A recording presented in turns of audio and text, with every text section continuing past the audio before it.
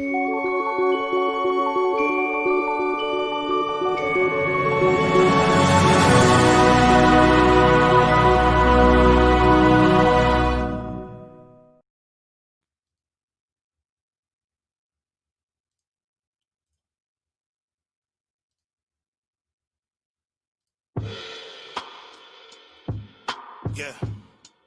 you know, ha, right, yeah, hey yo. From here on in, call me Mansa, ruler, the black emperor you cannot stand. America's most regal man, they painted as the villain because they saw the potential in royalty I travel with. Even as a slave, I still possess the gift of legendary southerner by way of a forgotten era. Running up to higher levels, America full of devils with plenty disguise and subterfuge. Eventually they have to lose their covering to let the other demons know what time it is to act the fool and use the tools that they got from their daddy now. But guess what? The message going out to them that we ain't having that. You ain't their government, you just a flag wearing bum. Listening to white ringer QAnon scum. Yeah, the situation is critical. Individuals that be following rituals stupidly been influenced to wear a rifle and walk around like we are in a civil war. Now they saying war on the way. I tell them bring it on, cause you bitches ain't about that life. You gotta work a job, you can't even pay that price. You fuckers really saw it. Most of y'all can't even picture living with the water off. But you talking about a civil war left like Hardy Hard. Just get back in your bitch ass, pick up and dip back to the suburbs where you belong. You fuckers have got it wrong. Sing your little xenophobic songs and do. Yo, what's going on, everybody? Welcome to the Spann Report podcast. I'm your host, Mr. Spann. This is episode number 323 of the report. And yo, shout out to the homie Fell 5, man. Fell 5 with the heat, man. For real, man. He sent that to me on Instagram a couple days ago. Like, I gotta open the show with this one. I gotta open up the show with that very talented brother. He actually produced the intro to the Baywatch podcast, and he's done some other stuff too, man. You might have heard him on the Black Guy Who Tips, man. I believe the coronavirus news segment, that music and the lyrics and everything is Fell 5. And I know he did a collaboration. I forget who the other brother's name is, but like, yo, real talented people out here, man. I feel like I needed to highlight some talented motherfuckers that I know, man. Real talk. So shout out to Fell 5. And yo, man. We back into our groove thing, baby. We back into our groove. It's episode 323 of the Spann Report podcast, like I said. And before we get into everything, I do have to remind you guys how to get in touch with us over here at the Spann Report podcast and let your voice be heard. You can go ahead and hit us up at the hotline at area code 313-288-0485. That's area code 313-288-0485. Leave us those voicemail messages, and of course, those messages will get replied to here live on the show and responded to in kind. You can also email us here at feedback@thespannreport.com. That's feedback@thespannreport.com. Go ahead and leave us those emails, and of course, those emails will get right here and replied to here live on the show as well. Follow me on Twitter and Instagram. My name on both of those platforms is Mr._Spann. So you can go ahead, follow me there, chop it up with your man Spann throughout the week. You can also hit up our website, man, www.thespannreport.com. You can go there, watch replays of the show. You can vote in the polls when we decide to put those polls up. You can donate to the show as often as you like, as much as you like. And of course, we really do appreciate every dime over here at the Spann Report Podcast Network. We even got a store. You can get yourself some merch, get yourself a fly face mask, man, because it's appropriate for these days and times. Get yourself a t-shirt, a hoodie, because it's cold outside, man. It's kind of brisk, man. It's like 28 degrees outside, right outside these doors, man. So yeah, man, go ahead and copy some merch over at the Spann Report Podcast Network store over on TeePublic, and you can get there through www.thespannreport.com, man. Real talk, man. Yeah, man, we're gonna get into it. Man. I got some I don't necessarily have any random thoughts right now, though. I mean, no, sometimes I would have the random thoughts and everything else, but I don't really have any random thoughts right now. Just some shit that's been kind of happening to your boy, man. Like some things I've been dealing with. I've been dealing with some stuff, man. Like I don't, as you guys know, I bought a new house, you know what I'm saying? Happy about it. The whole new setup, man. Been trying to live out my smart home dreams and shit, smart lights and smart speakers and alarm systems and all that shit. Trying to do that, man. Trying to live out all of my Star Trek dreams and shit, right? And then I've been trying to get like furniture and stuff. Like we talked about this when I had Cook on last week, man. I kind of talked about some of my issues with getting my furniture and whatnot going on, man. So, this isn't necessarily all the way Casa De La Spann and in the ways in which it should be, because I ain't got all my shit here yet, man. The furniture stores and the appliance stores, man, they've been fucking with your boy, man. They been fucking with your boy. So I mean, let me tell y'all something, man. So I don't know if y'all been following it on social media or whatever, but you know, your man Spann bought a new mattress, man. You know, bought a new mattress. My mattress sit like 8 feet tall in the air and shit now. It's kind of crazy, you know what I'm saying? Need a step stool to get up on that bitch, but you know, it's comfy. You know what I'm saying? I sleep good. But yo, so here's the thing though. When I bought the mattress, part of my purchase was that they were gonna come, like they were gonna take the old mattress and you know, get that boy up out the paint, man. They were gonna take that with them, right? So when they came to bring the new mattress, I'm like, yo, where y'all going? Because these motherfuckers was getting up out of here quick, bro. They was getting up out of here quick. You know what I'm saying? And so I'm like, yo, man, where you going? He like, oh, we don't. What you mean? I'm like, yo, you supposed to be taking this with you. He's like, nah, man, we don't even do that. I don't even know why they told you that, bro. We don't even do that. You know what I'm saying? I'm like, all right, you know, I may have talked about this last week, right? So I've been going back and forth in the correspondence with this, with Value City Furniture. I'm gonna just go ahead and put that shit out there. Value City Furniture. I'm going back and forth with these motherfuckers over the phone, man. And I'll be damned, man. I call these people. As a matter of fact, that very day I called Value City. They were supposed to come out on Tuesday. Your man Spann had Tuesday off from work. I'm like, okay, cool. I can get my TV put on the wall and I can get this mattress taken up out of here. It's Tuesday gonna be a good day, right? Wrong. So what ended up happening is that I'm sitting around after, you know, they done put my TV on the wall. I'm waiting for Value City to show up to come pick this mattress up. And it's like almost 2:00 in the afternoon. I've been home all day and these motherfuckers ain't showed no signs of showing up. They ain't called me. Ain't none of that stuff, right? So I'm like, all right, let me get on the phone. Let me call these people, see what the hell's going on with Value City Furniture and why they ain't picked up my damn mattress, right? And so I call them and the lady on the phone, nice lady, name's Megan, called, you know, I talked to her. And she says, well, there's nothing in your, you know, in your file that says we're supposed to pick anything up. I said, that's a goddamn lie. Because I talked to the, you know, manager or whatever. He told me Tuesday was going to be a good day. They can come over here Tuesday, come pick this shit up. And I've been sitting here all day waiting on y'all to come get this shit. So I'm just trying to figure out how much longer I need to be waiting. Right. So she says, well, he's in a conference call right now and I can't interrupt this conference call. So I'll call you back. Now, you know, your man Spann didn't really trust the fact that they were going to call me back. So I gave it an hour. You know what I'm saying? I'm going to give her an hour. You know, that conference call can't be that long. I'm going to give it an hour. If she don't call me back, I'm going to call her back. So I gave it an hour. They didn't call me back. So I called them back. And now I'm like going, like I'm on hold, man. Like, I don't know if they had like my number flagged or something, but they were just like passing my number around. Like you could tell with their little system or whatever, like somebody would pick up the phone and they're like, oh shit, I ain't supposed to pick this one up. And then they'll like put it back on hold or some shit. And I was getting that.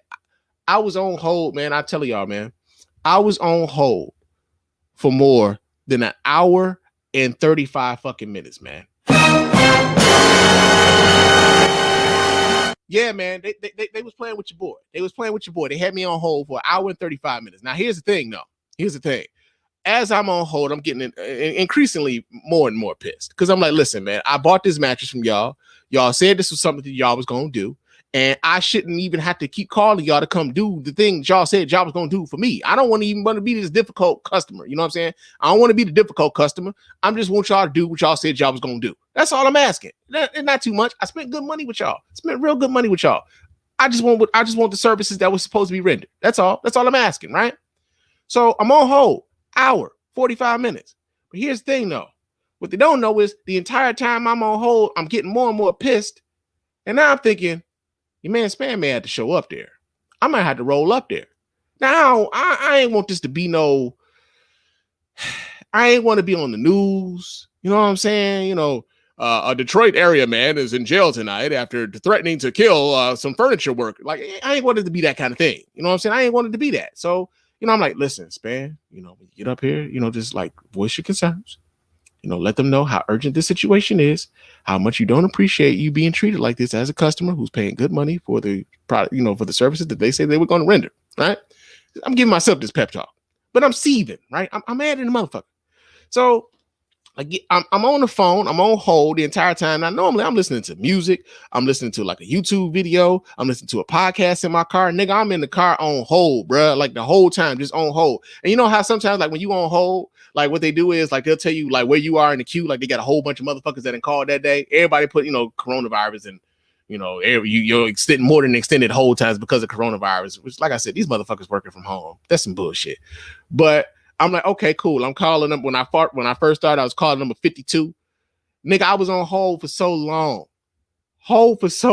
God damn it. The damn thing stopped telling me what number I was on the hold queue and whatever, right? So I'm like, all right, these motherfuckers think I'm playing. So I walk into the store. I'm still on hold. Right? They didn't know your man Spann was coming up there, bro. I walk in the store on hold. Can I help you? Can I speak to the delivery manager? And they send me to the back and they're like, oh, I think he left for the day. I don't give a damn. Y'all was supposed to be y'all was supposed to come to pick this mattress up. Y'all didn't pick this mattress up Saturday. I took off Tuesday. Y'all was supposed to come pick this bitch up Tuesday. Y'all ain't came to pick this bitch up Tuesday either. I need y'all to come get this shit. This is what I asked y'all to do. This is what I paid for. Come get this shit, right? So they going around, everybody in the back, like they was in the back around for a little while. But shout out, real talk, shout out to these sisters that was in the Value City Furniture trying to get them some shit, right? Because I came in there and you can see it on my face. Your man Spann doesn't have a poker face when he's pissed. I just don't, right? I came in there and I'm telling them, I'm like, listen, I've been on hold. I'm on hold right now. Been on hold for the last hour and a half. Talking, trying to get somebody to talk about this, right? And they're like, oh, I'm not the one who put you on hold. And these sisters was like, ooh, y'all need to fix that. That man drove up here. He ain't playing with y'all. Shit. And it looked like he packing too. Y'all better fix that. That shit ain't right. That ain't right. That man shouldn't have to be coming up here. He looked like he worked a good job too. All that kind of shit, right? And shout out to them sisters because for real, man. For real, they shamed the fuck out of Value City Furniture while I was up in there. Like, ain't no way in hell he should have to come up here. They sitting around here acting like they ain't got nothing to do. And this man been on hold for an hour and a half. That's some bullshit. This ain't right. I don't even know if I even want that damn couch now. That's some bullshit. How long is it gonna take me to get my couch? That kind of shit, man. It was. I appreciate them sisters. I do, man. I really do. Because check it out. Before I left that motherfucker, they gave me some shit in writing that they was gonna be coming to pick up that mattress the next day. And of course, I had to take off the next day for work so they can come pick that motherfucking mattress up, which I, a little salty about. Like I had to miss out on some money so they can come do what the fuck they were supposed to do. But you know what? They came and got the shit. That's really, ultimately, that's what I wanted. They came and got the shit, and sometimes, you just gotta, you gotta show your face, man. Show them that you can't be pushed around, man. I know a lot of these, like I talked, with Cook last week, but a lot of these places, man, they try to act as though because, coronavirus, they can just slack down on the customer service and stuff like that. Like, nah, man, they do that shit to people that don't know no better and don't know that they can fight for what they really supposed to get. So I was like, I was a freedom fighter. Goddamn freedom fighter that day. Goddamn it, So yeah, they came and got that old ass mattress, bro. And your man Spann is sleeping better because of it. Thank you. Thank you so much for coming to my TED Talk, man. Real talk.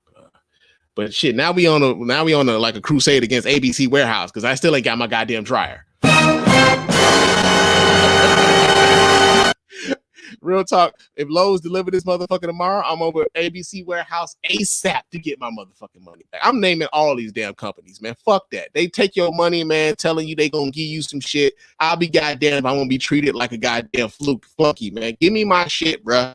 I ain't trying to hear these excuses, man. You ain't had these excuses when I was exchanging money with you, man. Fuck that. Give me my shit, right? Give me my shit all 2021. That's the motto. Give me my shit all 2021. Real talk, man. But, like I said, I ain't had no random thoughts. It's just some shit your man's been dealing with the last couple weeks, man. But real talk. Let's get into the goddamn news.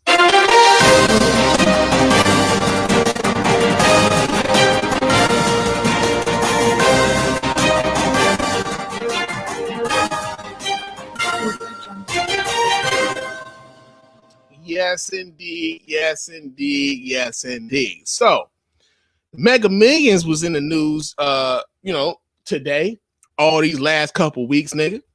Jackpot got up to a cool $1 billion. Well, that'll be a monkey's bare-assed uncle. Yeah, man. They got up to a straight up BILLI.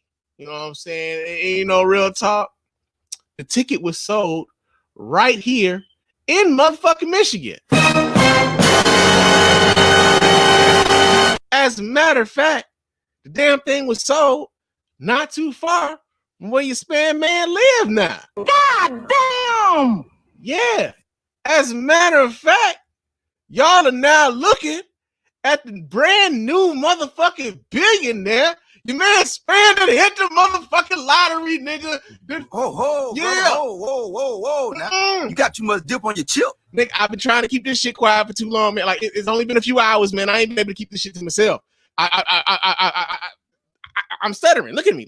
I'm stuttering, nigga. I mean, y'all see, you know, I've been kind of going wild, man. I got my trinkets and shit, you know, something slight to a billionaire. You know what I'm saying? Something slight, you know. This is kind of how we do. This kind of how we get down here on these billionaire streets. You know what I'm saying? But you broke bitches wouldn't really know anything about that. You know what I'm saying? Like, all I want to say is right now, fuck the job. You know what I'm saying? The job can go on about his business and everything. And wait, what the fuck? Hold on. What's happening here? Oh, shit. So, hold on. Let me pull this up. Somebody trying to call a nigga. I don't know why you trying to call a nigga right now, though. I'm cooking right now, nigga. I just want a straight up Billy. You know what I'm saying? I just want a straight up motherfucking Billy. Hold on. Who is this trying to call a nigga? Hold on. Let me pull this back up so y'all can open up. I forgot to open up the phone lines, y'all. My bad.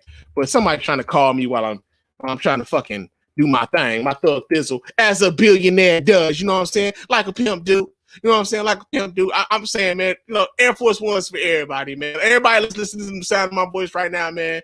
Air Force One's for everybody. You know what I'm saying? Because, you know, broke bitches can't do that. You know what I'm saying? But your boy Spann, billionaire.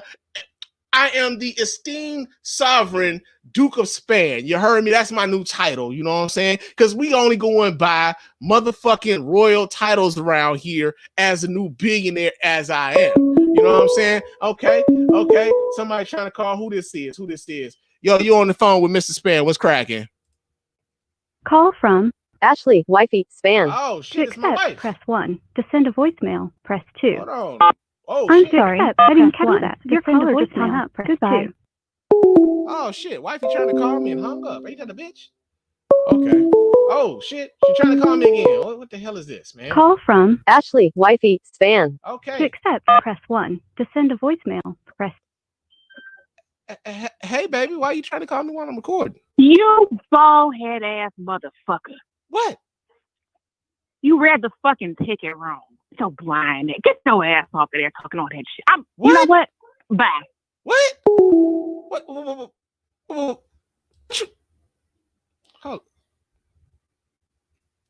So. Oh shit.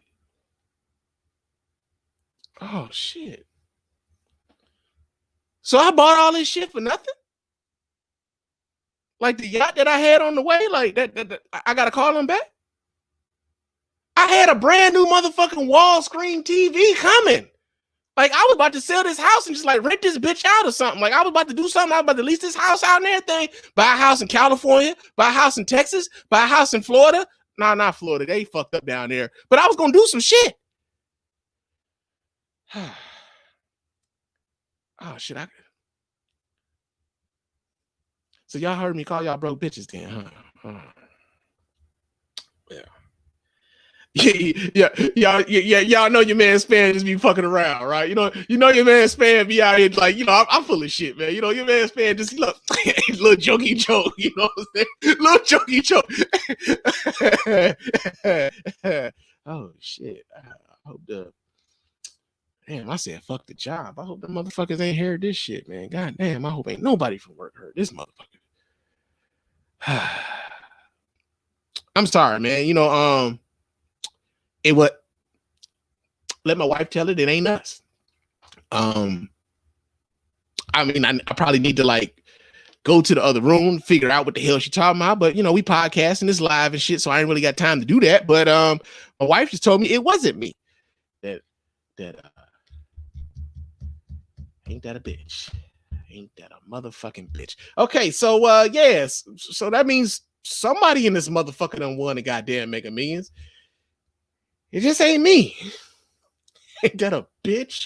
Ain't that a bitch? I didn't win $1 billion. Me? I deserve it, nigga. I deserve, nigga.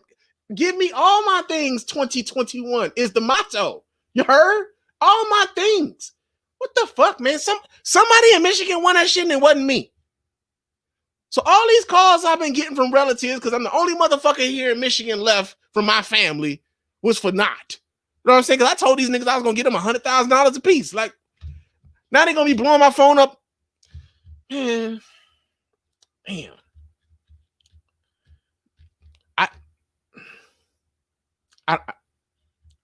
Oh, shit. I really don't know what the fuck. Okay, so somebody won.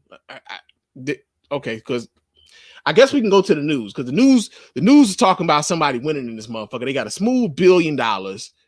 It ain't your boy, but somebody got it. So let me see who the fuck it is, possibly. I mean, what the fuck, bro? Who they talking about? Who won this billion, man? Who won the billion? All right, thank you, Andrew. Time now is 7:02, and someone in Michigan is waking up a multi-millionaire this morning. Not just a multi-millionaire, maybe a billionaire. Yeah. A single ticket sold at the Kroger on Grand River Novi. They matched all 6 numbers in the Mega Millions drawing, worth an estimated $1 billion. So these are the numbers here in case it is you. It's 4, 26, 42, 50, 60, and 24. The winner can choose between long-term payments or a lump sum of $739.6 million. That's the payout before taxes. You know, the next time I'm in that Kroger, I'm just going to keep looking around and be like, wow, what a missed opportunity for me. It's a $1 billion Kroger. You're right. Exactly. Yeah. maybe somebody will strike again. You know, maybe they'll win. Maybe it'll be us next time. Yeah, that's some bullshit, bro. That's some bullshit, man. Somebody won $1 billion. And it wasn't motherfucking me, man. I'm jealous in the motherfucker. I'm hating. I'm motherfucking hating, man. I know I talk about, you know, like not watching nobody's pockets, this, that, and the other. But nigga, I'm hating.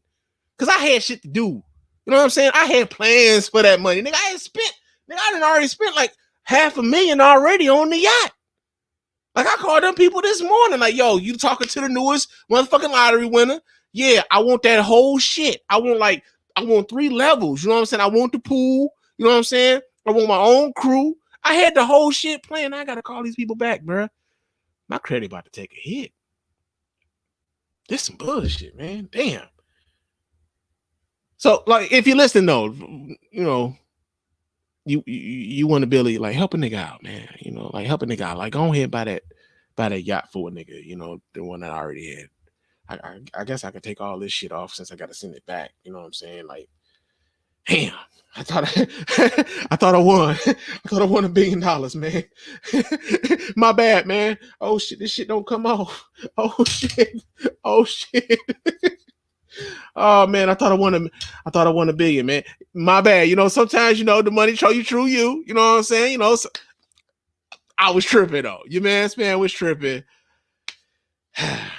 Somebody got $1 billion though. Lucky motherfuckers. Wasn't me though. No, I'm hating. I'm hating, man. Real talk.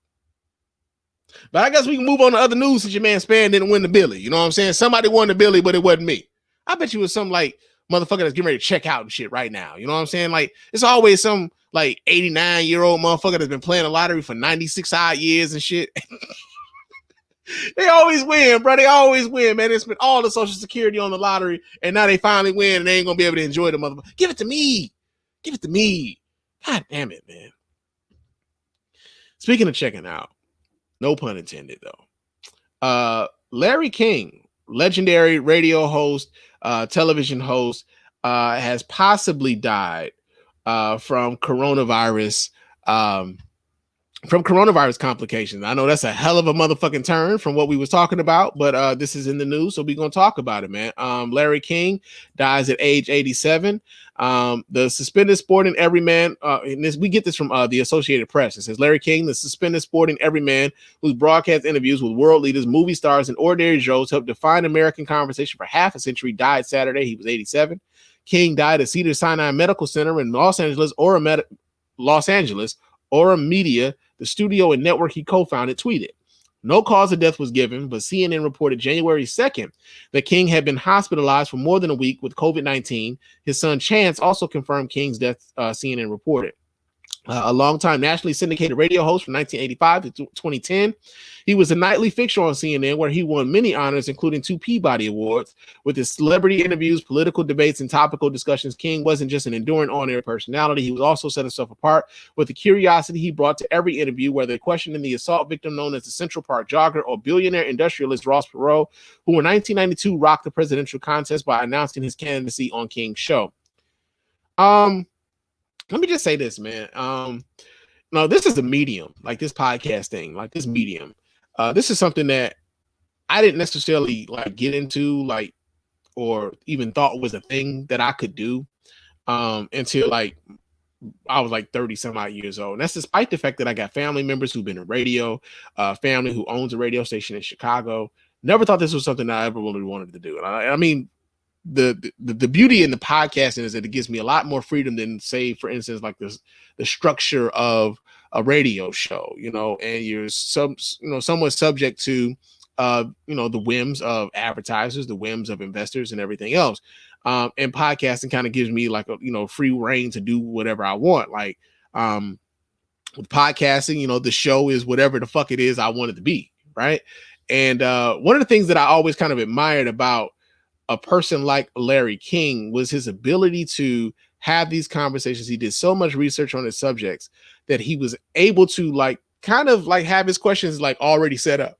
Excuse me. He didn't really, it was more so a conversation, right? It was more so a conversation. You never saw Larry King sitting there with a whole bunch of notes and stuff and just riffing off of the notes, not necessarily, giving the context of what the answers are and like letting that conversation flow. Like he always let that happen, right? Where, for someone like myself, like, yeah, I do maybe have to look at a note or two, like a question or two, because there's certain things that I feel like I need to have answered, or there's some things that people may want those questions to be asked.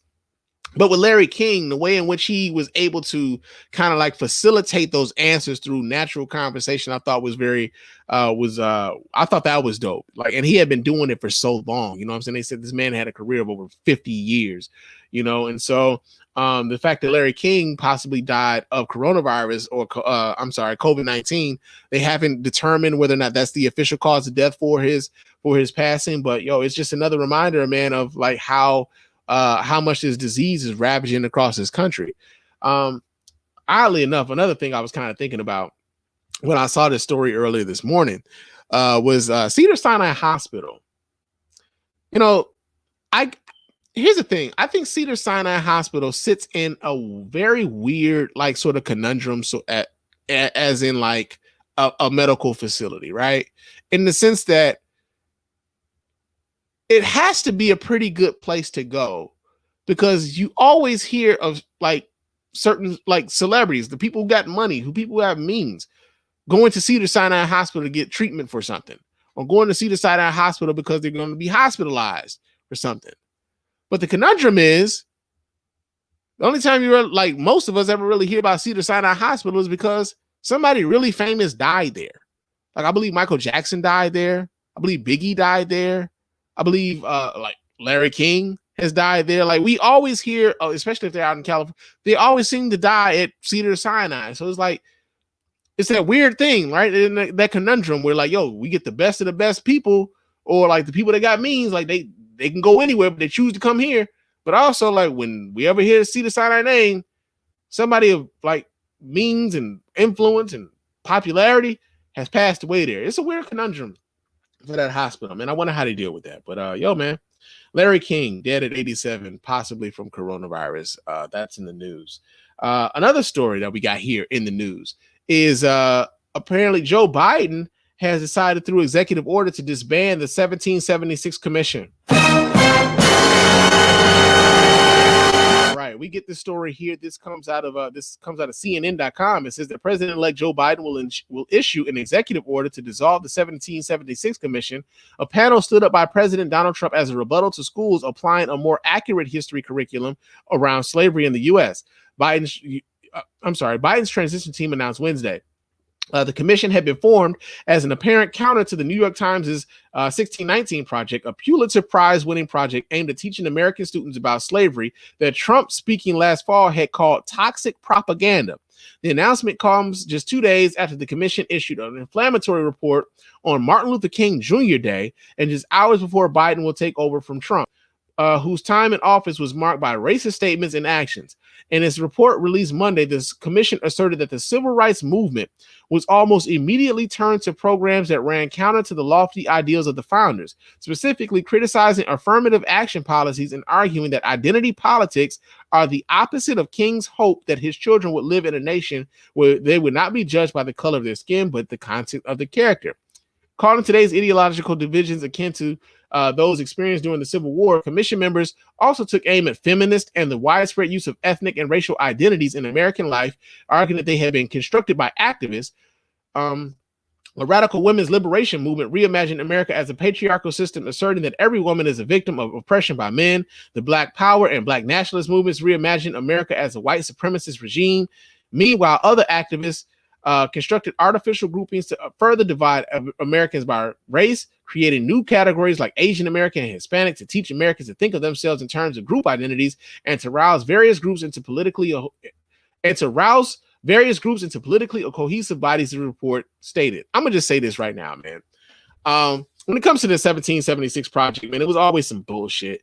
It was always if you had to have a rebuttal to the 1619 Project, and the rebuttal you came to was that the civil rights movement and the programs that were started because of the civil rights movement were at the antithesis of everything that Dr. King and Malcolm X and Bayard Rustin and Ralph Abernathy and Andrew Young and John Lewis and Fannie Lou Hamer and thousands of other activists who put their bodies and their lives on the line in order to get these programs enacted.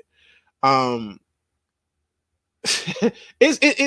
trips me out that, like, at this point, that we are still arguing some of these things, right? That we are still arguing the validity of the idea, like the idea of identity politics. And I'm gonna just say this right now because somebody said this on, like they were talking about the Capitol riots that happened last week or a couple weeks ago on this television show that happens here in Detroit. It's called Let It Rip. And there was a sister that was on there. She was talking about that we need to get away from the identity politics, right? We talking about identities. You know, we talk about Black people, we talk about gay people, we talk about Asian Americans, we talk about Hispanic Americans, and it all brings this divide to the American populace and everything else. And it's something that was pretty much here reiterated by the 1776 Commission. And as I've said it here on the show, and I'll say it here again, the only time identity politics has ever been a problem is when we start acknowledging the needs of other communities outside of white men. The only time we've ever had an issue with identity politics is when the white men weren't centered in the discussion. When you start focusing programs and resources towards marginalized groups, that's suddenly when identity politics becomes an issue. And so for anybody black who decided that the Trump administration was where we needed to be, where we should have been, where, you know, what we should aspire to, that we should have given a chance to, like, while at the same time that administration was seeking to permanently marginalize people who looked like you. I really don't have any words for you at this point, man. I just don't understand how you can come to that point. But yo, man, President Biden, we've given the eviction papers to that dude that was parading as a president, Donald Trump, got his eviction notice. President Biden undid that shit with an executive order. So, yo, man, that's in the news. Another story that we have here in the news is that Republicans are already trying to put the kibosh on that $1,400 check y'all was supposed to have been receiving. All right, we get this story here. This comes out of we get this story out of NBC News. It says the key moderate Republicans in the Senate dismissed quick action on President Joe Biden's top priority of a $1.9 trillion economic package, indicating that the $1,400 stimulus payments he requested could take months or never arrive. Democrats need to convince 10 Republicans in the Senate, which might require asking for less funding than Biden initially requested or bypassing the 60-vote threshold, utilizing a parliamentary maneuver. Biden's team appears ready to mount an aggressive campaign to get Congress to act, a departure from the previous administration that largely failed to engage lawmakers on legislative priorities and did not spend political capital on getting bills passed.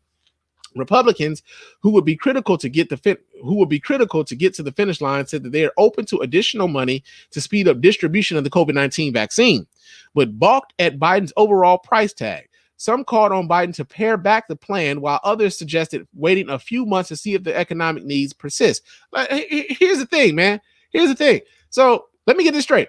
You had Republicans who had absolutely no compunction, no beef at all with like being fiscal conservatives when it came to Donald Trump running up the deficit. I don't know, $2 trillion. They had all the funding in the world for defense spending, all the funding in the world for bailing out airlines, bailing out corporate interests. But when it came to giving the American people something that could tie them over, something that could help them during these economic hardships, Republicans are balking. Now they're talking about, oh, okay, so yeah, we with the vaccine, yeah, y'all can spend the money on the vaccine, but like giving these niggas money though, like who does that? Like, why would we do that? Like even the $600 payments that y'all are like that a lot of folks received, right? They didn't really want y'all to have that. They had to like it was originally supposed to be $2,000. Kamala Harris talked about $2,000 stimulus payments per month last May, right? So they're talking about a $2,000 one-time payment now, and Republicans are balking at that when it was a much more generous proposal that Kamala Harris, then Senator Kamala Harris, now Vice President Kamala Harris was suggesting back in May. Yo, man, I think they've forgotten. I think the Republicans have forgotten that they are not in the majority in the Senate anymore. I think they've also forgotten that they don't have the White House anymore. And I think they've also forgotten that they don't have a House either. So I think this is a time now for Democrats to actually use the powers that they have at their disposal to get help, meaningful help to the American people as soon as possible, man. Like this is what we voted for. We voted for a democratically controlled Senate, a democratically controlled House, and a democratically controlled White House. It's time to get shit done now.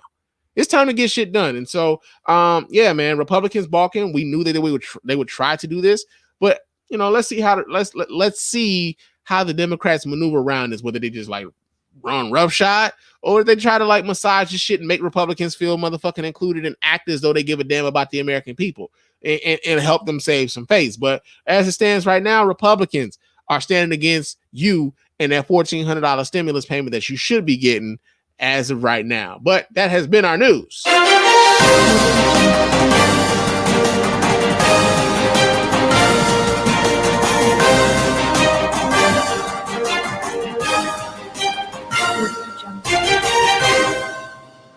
All right, but y'all know what time it is. What in blue blazes is going on out here? Did this nigga just say blue blazes? All right, our first story here in Blue Blazes is, yo, man, Kwame Kilpatrick then been let out of motherfucking jail. That'll be a monkey's bare-assed uncle. Yeah, man. As one of his parting shots, Donald Trump has he didn't pardon him. He commuted the sentence of Kwame Kilpatrick, former mayor of the city of Detroit, and it's been met with some mixed reviews, so to speak, especially here in the Detroit area where Kwame Kilpatrick has been a very popular figure. He's still very popular here in this area. I'm going to read this story here. This comes out of WXYZ.com. It says a Federal Bureau of Prison spokesman tells the Associated Press that former Detroit Mayor Kwame Kilpatrick has been released from prison after President Donald Trump commuted his sentence. The White House issued a statement around 1 a.m. Wednesday morning that said that President Trump commuted the sentence of the former mayor of Detroit, Kwame Malik Kilpatrick. This commutation is strongly supported by prominent members of the Detroit community. Alveda King, first of all, she ain't from Detroit. Alice Johnson, she ain't from Detroit. Diamond and Silk, And there'll be a monkey's bare-assed uncle. Definitely ain't from Detroit.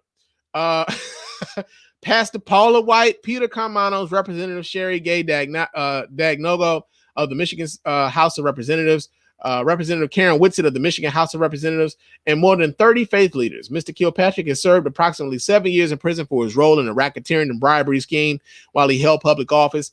During his incarceration, Mr. Kilpatrick has taught public speaking classes and has led Bible study groups with his fellow inmates.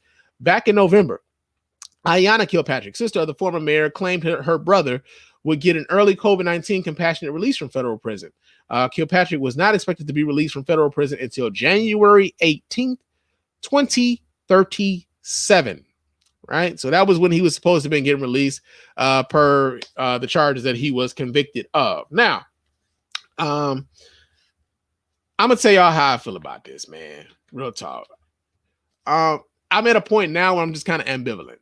Right? It doesn't really hurt your man, Spann. Either way, whether Kwame Kilpatrick gets out of jail or not. I'm a little bit disappointed in some of the ways in which I've seen people react to Kwame Kilpatrick being released.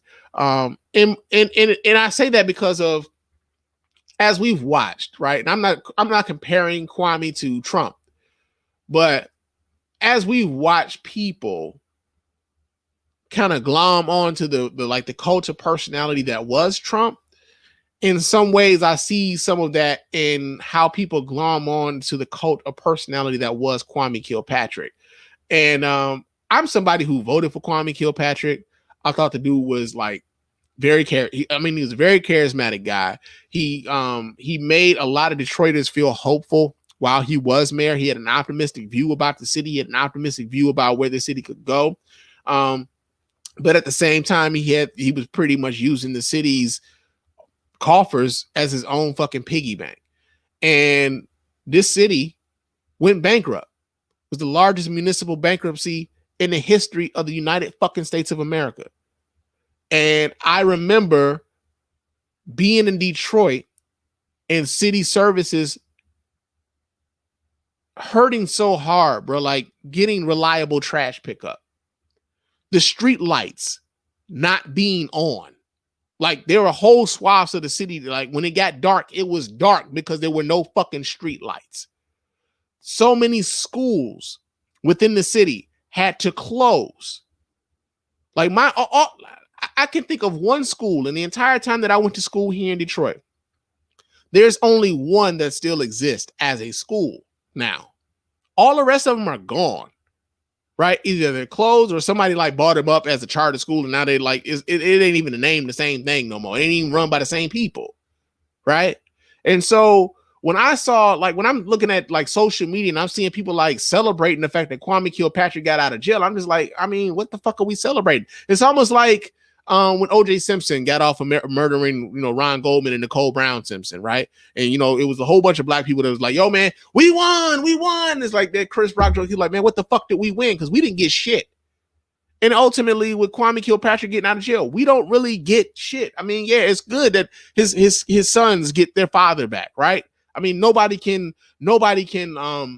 really be upset at that. But ultimately, as the city, I think that, like, yo, the city of Detroit was victimized by this man.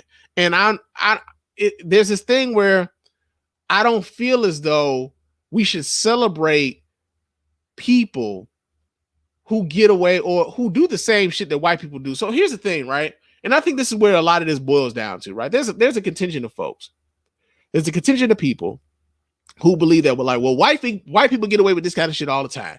White people been hooking up their friends all the time, man, and they ain't get the time that Kwame Kilpatrick got, man. They gave that man too much time, this, that, and the other, man. This some bullshit, man. White people get away with this shit all the time. And it's the same argument that people level towards Bill Cosby, when Bill Cosby was out here raping all willy-nilly. Well, white people, what about Roman Polanski? That guy that can't come back here no more. Well, what about Harvey Weinstein? The guy that got convicted and he's going to jail or whatever. Like all this shit, right? They come up with all these different fucking, well, what about what the white people are doing? And I'm at a point in my life where I'm just like, yo, man, why are we acting as though white people are the fucking standard?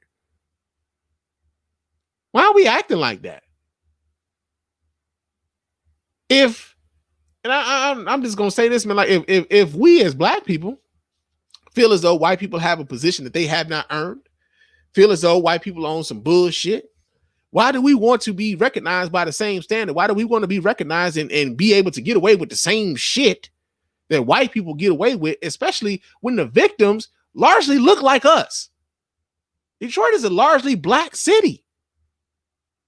700,000 people live in Detroit right now. I mean, at one point it was like 1.6 million. The population has steadily declined. But Detroit is a largely black city. And at the time of Kwame Kilpatrick's reign or whatever, we suffer. This city suffered through, like I said, like the street lights not being on, city services suffering. And here's the thing. Folks gave credit to Kwame Kilpatrick for the Super Bowl coming to the city of Detroit, right? We had Super Bowl 40 that happened here in Detroit. That didn't even happen on Kwame Kilpatrick's, that was already a done deal before Kwame Kilpatrick was ever even elected. Like Mayor Dennis Archer secured that deal. As a matter of fact, the thing that secured the Super Bowl coming to Detroit in Super Bowl 40 coming to Detroit was the fact that the Detroit Lions decided that they needed a new stadium. And the NFL promised the city of Detroit a Super Bowl when they got that new stadium built, right? That was before there was ever a thing of Kwame Kilpatrick being the mayor. And I think, we watch the news sometimes, man, and, we talk to, people in the hood. Sometimes it's bad information. And sometimes we glom on to, certain figures because we see something aspirational in them. But still in all, it might not necessarily be the best motherfucking representation of who we can be as people and as public officials and everything else. So when I started seeing people celebrating the fact that Kwame Kilpatrick got out of jail, I was more so annoyed because I'm like, yo, man, that man victimized a hell of a lot of black people, and to see black people celebrating this because white people get to do this, that, and the third. It's like, man, all right, I guess if that, whatever, man. But that's just where I'm at with it. I'm pretty sure my view may be a minority view on it. But I'm just saying, for me, Kwame Kilpatrick getting out of jail, Trump doing it. All right, whatever. Two corrupt motherfuckers, right? Two corrupt motherfuckers. I mean, other people that were on that list would, include other corrupt motherfuckers. But he also had Lil Wayne and Kodak Black, who also were either pardoned or had their sentences commuted and everything else. Now, here's the other part about this. The political aspect of it is that, as it stands right now, the Senate is supposed to be holding a trial for Donald Trump. Partially, the reason why they're holding this trial for Donald Trump is because they want to prevent Donald Trump from ever being able to run for federal office again. As it stands right now, Donald Trump could run again in 2024. The political play would be Donald Trump pardons someone like a Kwame Kilpatrick, who's still largely popular in the city of Detroit. And he garnered some goodwill with a lot of black voters in the city of Detroit because he pardoned Kwame Kilpatrick. And maybe Kwame Kilpatrick will speak out on his behalf because Donald Trump is the one who got him out of prison. He was supposed to be there another 14 years. And another 21 years. And if Kwame Kilpatrick gets to speaking on behalf of Donald Trump and to Detroit voters, then maybe that swings an election here in Michigan and, Donald Trump becomes president again. That's the play. Who knows? I said this when it was happening. They kept floating this idea back in the summer that was probably what they were trying to do. They kept floating the idea of Kwame Kilpatrick being released in Detroit, but they didn't do it. And so I was kind of surprised that they did it now, considering right now Donald Trump doesn't have anything to gain by doing it. But in the long game, Donald Trump has everything to gain by letting Kwame Kilpatrick out if he's able to run for president in 2024. So yeah, man, that's in Blue Blazes, right? Another story that we got here in Blue Blazes is Dave Chappelle. Dave Chappelle has contracted coronavirus and he's had to cancel some damn shows, man. All right, so we get the story here. This comes out of fox29.com. Let's see if they have video attached to this. Let me see if they got video attached to this, because I get a little tired of reading some of this shit sometimes. They do do not. So I guess your man Spann got to read some more. So here we go, man. It says Dave Chappelle tested positive for the coronavirus just before his comedy show scheduled for Thursday, forcing his upcoming appearances to be canceled, the spokeswoman said.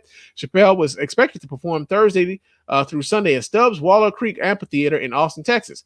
Those shows have been canceled and Chappelle is quarantining. His representative, Carla Sims, said in a statement, the comedian is asymptomatic. Chappelle has been performing socially distanced shows in Ohio since June and moved his shows to Austin during the winter. Sims said rapid testing for the audience and daily tests for Chappelle and his team were implemented. Comedian Joe Rogan was scheduled to perform at the shows Friday and Saturday. He apologized on Instagram to followers for the canceled shows, saying they'd be rescheduled. A post earlier this week showed Rogan at Stubbs with Chappelle and other stars, including Donnell Rawlings, Ron White, and Elon Musk. Refunds will be available for ticket holders at their point of purchase. So I saw that picture of Donnell Rawlings, Dave Chappelle, Seth Rogen. I mean, I'm sorry, not Seth Rogen, Joe Rogan. Saw that picture. Those dudes, none of them motherfuckers had masks on. All of them was close together. It's only so much social distancing you can do, man. The thing is, I know everybody wants to get back to the regular, way in which we do things, man. And this is part of the reason why I think the vaccination thing is so important because, I will get my vaccine as soon as that motherfucker is made available to me. Trust and believe. But also, ultimately, man, we gotta just kind of take a beat, man. Like Dave Chappelle, they said he was doing socially distant shows and stuff, and he still contracted the coronavirus. Now that doesn't necessarily mean that he did that. He got it as a result of doing the shows. Could be some interpersonal stuff. Could be these little, intimate meetings with other comedians and everything else. I want everybody to be careful. I want everybody to be safe.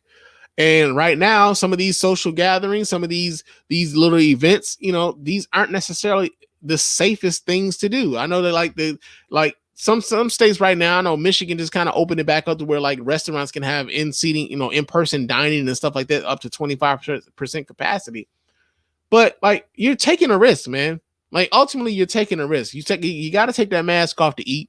You got to take that mask off to drink. You're going to get to talking. That mask going to be down the whole time. Somebody coughs. It gets into the air circulation. It gets into the damn air conditioner. Now that damn shit done got spread into the whole goddamn restaurant, bro. People need to be careful. Real talk. And we got a homie Jack in the chat room right now. And he said, hold on a second. He said, before and after the shows are the hotbed. Yeah, that's the other thing too. You go to a show, you go to a comedy show, and sometimes before the comedy show, you might want to stop someplace, get some drinks. Sometimes after the comedy show, you might want to stop someplace, get some drinks, get something to eat. It's a night out. And so when we start acting as though everything is back to normal when everything really isn't, it's scary, man. I saw something today. Somebody was like, yo, I need to find a rental hall so I can have a birthday party. It's like, nigga, did you forget we are in a pandemic? All up in this panorama, y'all are acting crazy, man. For real, man. So, yeah, man. Dave Chappelle tested positive for COVID-19, man. He's asymptomatic, but here's another thing too. While we're talking about people being asymptomatic and Dave Chappelle being asymptomatic, there was a study done about people who had COVID-19 who were asymptomatic, and they did scans of their lungs and stuff, right? And the lungs were the lungs that they were showing were they were so scarred from the COVID-19 that a lot of their lungs look worse than someone who had been smoking for years. And so I know we talk about COVID-19 in the sense of well, did you die? That's that's the goal now. If you survive COVID-19, then did you die is the only real metric that a lot of people are paying attention to. But yo, man, people are not only suffering from COVID-19 long haul, they call those people long haulers. They have long-term effects where people can't taste, can't smell, are having a hard time breathing, but their lungs are now scarred. And then they're also finding out that sometimes people 9 months, 10 months outside of their diagnosis with COVID-19 died from complications from it. So yeah, man, we're learning so much more about the effects of COVID-19. And I know people get cynical, man. Every time you see the news, there's a news story and they're talking about the new things that we're learning about COVID-19. People kind of roll their eyes but it was just last year when we found out about this shit. You're going to find out more shit about this as time goes on. I don't understand why people are acting as though this is unbelievable that they will find out new shit a year afterwards. Like, yeah, we're finding out new things all the time about this disease. And so, yeah, man, Dave Chappelle, man, I hope he has a speedy recovery, man. But yo, he contracted the coronavirus and he's had to cancel shows. Another story that we got here in Blue Blazes. So there was a travel influencer. A travel influencer. I didn't even know that was a real thing, man. People like so y'all go places because people tell y'all to go places, huh? Hey, if they gonna jump off a bridge, you gonna jump off a bridge. No, that's what your grandparents would say. But no, man. So a travel influencer got deported from Bali because she told people to come to Bali, saying that it was a queer-friendly place and that it was motherfucking affordable, man. Got him! Got him! Well, they kicked her out of the whole goddamn country. Yeah, so we get this story here. Let me go ahead and pull this up. We get this story here. This comes out of people.com. And her name is Kristen Gray. And Kristen Gray was on the Twitter streets. She was telling people how to come to Bali and the benefits of coming to Bali. And so we're going to read the story. It says, an American travel influencer who spent 2020 in Bali and went viral for a Twitter thread encouraging others to move to the Indonesian island is now being deported, multiple outlets report. Kristen Gray, a 28-year-old graphic designer, and her girlfriend, Sandra Alexander, 30, are as of Wednesday morning awaiting a flight back to the United States while in immigration detention, according to the Associated Press. Gray's viral Twitter thread caught the attention of local government, who claimed she was carrying out business endeavors in Bali without the correct visa to do so. Gray reportedly offered consultation fees and touted her ebook about how to move to Bali, and her post called the area queer-friendly, though Indonesian lawmakers back in early 2020 proposed a bill to require LGBTQ people to attend a rehab to cure them. Gray's social media presence has since been deleted or set to private, but some social media users documented alleged screen grabs of her viral thread. In them, she claimed that living in Bali was significantly cheaper than in Los Angeles and promoted her ebook titled "Our Bali Life Is Yours." She stated that she could provide easy access to Bali through the recommended agency and offered the low living costs in Bali. Offer the low living costs in Bali that is comfortable and LGBTQ friendly. Jamali Manahurik, chief of the Bali Regional Office of the Ministry of Law and Human Rights, said at a Tuesday press conference, according to the Associated Press. Manahurik also reportedly said Gray disseminated information disturbing to the public, and that she is suspected of carrying out business activities by selling ebooks and put a rate for consulting about Bali tourism. Manahurik also reaffirmed local travel restrictions due to the ongoing coronavirus pandemic. Now, I saw this kind of floating around on the Twitter streets, man. People were kind of in their feels about it. Some were saying that like people was hating. They brought up the fact that she was a sister, and like it was a lot of black people who were like coming down on the sister for this, and they would like, why they got to come down on the sister when white people, again, using white people as that goddamn standard. Why are they coming down on this sister when white people get away with doing this sort of shit all the time, right? And as I said before, we got to stop using these white people as the motherfucking standard, because if it's white people that's doing some fucked up shit, it's still fucked up when black people do it, right? So here's the thing. Here's my thing. So she goes over to Bali. She's an American citizen. I'm not sure what her pockets were looking like, but she said, that Bali was an affordable place for her to live, and especially in relation to Los Angeles. I can think of 1,000 places here in the United States that are probably more affordable to live outside of Los Angeles. And I know a lot of people are trying to get the fuck about. I mean, with Trump being president and everything, I know a lot of people was like, man, I got to get the fuck away from here, right? Like America, it's the ghetto, right? It's the ghetto. I gotta find someplace else where I can go find some peace, right? I get all of that. I applaud like trying to go somewhere and find where you can get some inner peace and whatnot. But I also kind of applaud like, yo, man, hey man, follow the rules. That's all. Just kind of follow the rules. And so she goes over to Bali as an American citizen, lives a whole year over there as like just kind of like amongst the people and stuff, right? Talks about how affordable it is and whatever. And it just made me think about how we as a community react when we start seeing some foreign people, some people that don't necessarily look like us, start coming to the neighborhood or whatever. And then we get worried, right? We get worried. We start worrying about things like gentrification. And then when those people start saying, oh man, like you can come live here and it don't cost nearly as much as it costs to live over there. You can get a whole hell of a lot more house over here for the amount of money we get. Like we could live like kings over here. Detroit.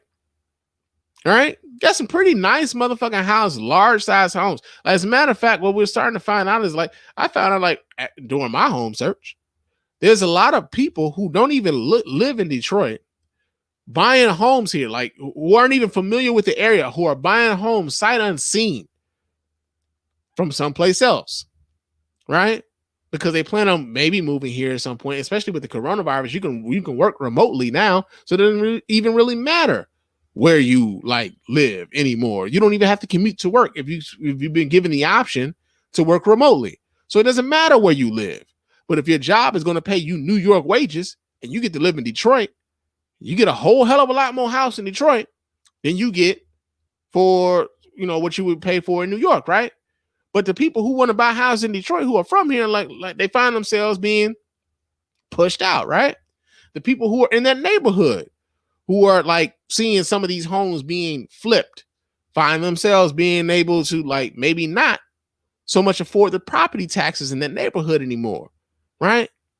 And so I say all that to say, like, she going over there, this woman going over to Bali as an American, where the American dollar tends to go a little bit further than whatever the currency there in Bali is, and touting that as a place for Americans to come, while the Indonesian people over there are already suffering. Yeah, it's not the same level of suffering that you are used to, but like, they're still suffering. And so for her to go over there essentially was like, and to promote the idea that other motherfuckers need to come over there from elsewhere, come here, is a sense of gentrification to me. And like, I'm watching people online like talk about, she like she was being like singled out. Like, I don't know if necessarily she was being singled out. I just kind of feel like whether it was white people doing it is wrong, and whether we doing it is wrong. It's wrong either fucking way. And it doesn't look good for us to be sitting up here talking about, well, white people get the chance. Fucked up is fucked up, man. That's just what it is. And so, yeah, she thought it was like, queer friendly and an affordable place for her to be. Then damn it, let it be queer friendly and an affordable place for you to be. But she got on social media and she got on there talking about, I'm going to tell everybody else how to do this. And I'm going to make money on how to do this. And the Indonesian government was like, hold up, pump your brakes. You ain't even here the right way doing this shit. Maybe we need to get rid of you too. Right? Maybe we need to get rid of you too. So yeah, man, travel influencer finding herself getting deported and being sent back home to Los Angeles. I mean, it's not like they sent her to the motherfucking gulag or nothing, man. They sent her back to the crib, but man, that's in Blue Blazers, man. Another story that we got here in Blue Blazers is so Twitter got rid of Trump. We all know that. Everybody rejoiced. It happened. It was a good thing. Twitter street's been a hell of a lot more quiet. As a matter of fact, because Twitter has been booted up off of because Trump has been booted off of Twitter, disinformation on the platform went down 73 whole goddamn %, man.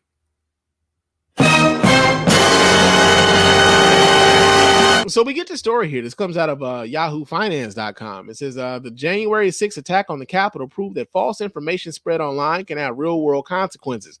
The deadly riot, which followed weeks of disinformation about the 2020 election spread by former President Donald Trump, resulted in his suspension or outright ban from Twitter, social networks including Twitter, Facebook, and Google. Since then, according to Signal Labs, disinformation about the election has fallen 73%. Still, disinformation, purposely false information, and misinformation that someone spreads without knowing it is false won't disappear now that Trump is out of office or off social media, and the continued propagation of such false information can still prove incredibly dangerous. I'm going to say this right now, man. Donald Trump Donald Trump was not the end all be all of the misinformation campaign, the disinformation campaign. The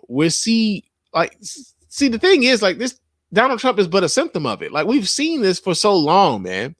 I talked about this years ago when I was exclusively a YouTuber, and we talked about the rise of the Tea Party and how much misinformation and disinformation was being espoused by Tea Parties. And then suddenly Tea Party members or Tea Party adherents started becoming members of Congress. They had a whole ass Tea Party caucus that turned into the Freedom Caucus. And now we're seeing more of that happen with the QAnon adherents, who they've got, I believe, 2 Congress people in the Congress now. Like, I forget, was it Boebert and Marjorie Taylor Greene or some shit like that? 2 crazy motherfuckers, right? So they've got crazy motherfuckers who believe in some of this shit, who have prominent positions, right? The other part about this is that, like, so yeah, on Twitter it's down, on Facebook it may be down, on sites like I don't know, shit. Well, Parler isn't the thing anymore, but like, they go to places like 8chan, you know, they close down 4chan, they go to places like 8chan, like, they have their channels, right, where they go to propagate the misinformation, the disinformation, the echo chamber, so to speak. I think the damage has already been done. The toothpaste is already out of the tube, right? And so it becomes a thing of, you know, trying to figure out how to become news literate, where you understand what a credible source of information is and what isn't. And like, it's weird when you're on like social media, especially like if you go on social media, if you're on like Facebook and you go to like a news, like if you go to your local news channel, right, on their Facebook page, and they post articles from what's going to show up on the news, and you start seeing how people are commenting, it's eerie how similar a lot of the talking points are from the people who adhere to a lot of the disinformation. And you can just tell. They start repeating the same thing. Like right now, if there was a story about Kamala Harris being the first vice president of the United States, you'll see a lot of opponents of Joe Biden and Kamala Harris. The main attack against Kamala Harris is that Kamala Harris somehow slept herself to the top. Not the fact that Kamala Harris is a accomplished attorney, an accomplished senator that got people to vote for her, an accomplished at one point attorney general. I know a lot of people have, you know, qualms about that, you know. But the thing is that the talking points are all the same. They come from the same echo chamber. The disinformation is out there, and it's infected to the point that 74 million people thought that Donald Trump would be a good idea. And I know not all 74 million people who voted for Donald Trump believe all the craziness, but shit, they give a wink and a nod to quite a bit of it. They give a wink and a nod to quite a bit of it. And it's not exclusive to the right, right? There's a certain pocket to the left who also will adhere to certain disinformation campaigns, right? That, like, say for instance, that Bernie Sanders was cheated out of he's been cheated out of 2 primary elections now, right? You got a contingent of left-leaning conspiracy theorists who believe that Bernie Sanders should be the rightful Democratic nominee, for president. He should be president right now. That's why his arms was folded and he had his mittens and his damn winter coat on at the inauguration, and he wasn't really feeling the shit because they believe that he believes that he should be the president of the United States right now, despite the fact that Bernie Sanders will probably tell you differently right at this point.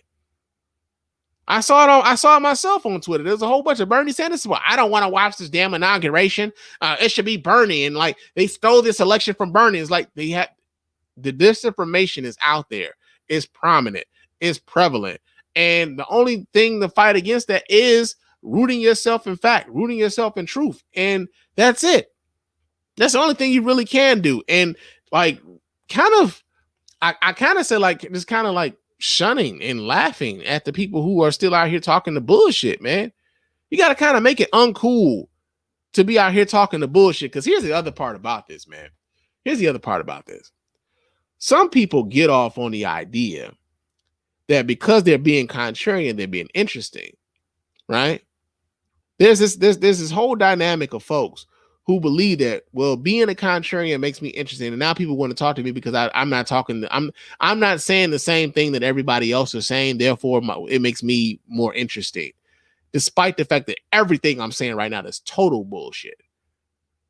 Con artists get off on that all the time. Con artists get people up out of their money, get people up out of their clothes, get people out of everything, spouting a bunch of bullshit. But it's interesting when you wrapped up in it. It's interesting to hear the stories. It's interesting to hear, you know, how they talk, you know, like they got that gift of gab and they can wrap you up in some bullshit. And you look up and you're like, oh shit, I'm at the Capitol, storming the motherfucking Capitol. I'm at the speaker. I done stole the goddamn speaker of the house's laptop and I'm about to sell it to fucking Russia. Right? When you're wrapped up in the bullshit because it's contrarian, it's not what everybody believes. And because I'm into some shit that not everybody believes, suddenly that makes me more interesting. It doesn't. Being contrary for contrary's sake is whack. But a lot of people fall into it, man. And so, yeah, man, they talk about this information being down 73% on Twitter. But again, a lot of people still believe the bullshit. There's a lot of people who still are on. I mean, think about when you talk about coronavirus vaccine. There's a lot of people who still believe the bullshit about vaccines and tracking you, right? They're typing, I ain't getting the vaccine because they gonna put a chip in you. They gonna track your whereabouts, everything else. They're typing this shit on the very fucking device that's tracking your very whereabouts. They don't need to put a chip in you. You walking around with a goddamn cell phone. That's your tracking device. You use it for everything. Trust me, I know. Right? So yeah, man. That's been Blue Blazes. What in blue blazes is going on out here? Did this nigga just say blue blazes? But because it's been a while, and we've been away for a little bit, that doesn't mean that everybody just stopped losing their goddamn jobs, man. You about to lose your job, get this thing. You about to lose your job, get this thing. You about to lose your job, get this thing. You about to lose your job. All right. It's lose your job time here at the Spann Report podcast, man. And we just kind of got finished talking a little bit about the U.S. Capitol being, stormed and, all that shit. Well, apparently there's a lot of people, a lot of people who've been losing their jobs as a result of that goddamn storm in the Capitol shit. So we get this story here. This comes out of CNN.com. It says people at the U.S. Capitol riot are being identified and they're losing their gig. So it says as images and social media posts of Wednesday's insurrection at the U.S. Capitol circulate online, some of those who were present are being identified, and some have lost or left their jobs because of it. Navistar, a direct marketing company in Maryland, announced that an employee had been terminated after he was photographed wearing his company ID badge inside the breached Capitol building. Man, like just God damn! How fucking stupid could you be, man? He wore his goddamn company ID. While we support all employees' right to peaceful, lawful exercise of free speech, any employee demonstrating dangerous conduct that endangers the health and safety of others will no longer have an employment opportunity with Navistar Direct Marketing, the company said in a statement provided to CNN. The Chicago real estate broker fired from her job following the social media post showing her presence at the U.S. Capitol Wednesday said she was there to support the president, not violence. Libby Andrews, 56, tells CNN that she learned of her firing through an email blast. Andrews said she didn't know about the day's rioting and destruction until after returning to a nearby hotel where someone was showing images on social media. Andrews said she recalled seeing social media posts about a skirmish with police in D.C. near where she was and thought, that's not happening. That's fake news. That's fake news.